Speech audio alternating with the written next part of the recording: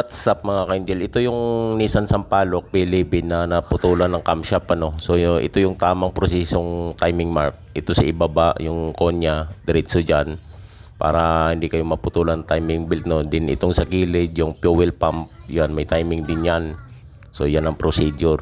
So ita-timing natin yan. Din sa ibabaw ito yung pinaka-arrow, yan diyan nakatutok yan diyan, yung pinaka-arrow sa ibaba yung konya no. Yan sa ibaba, yung may arrow yan dyan, dyan mo itutok. So ayan, nakatutok na yung arrow na yan, sure ball na yan. So ititesting natin ano, yan o, ganyan o. Ganyan ang tutok dyan na sa itaas yung arrow. So itesting natin. Start!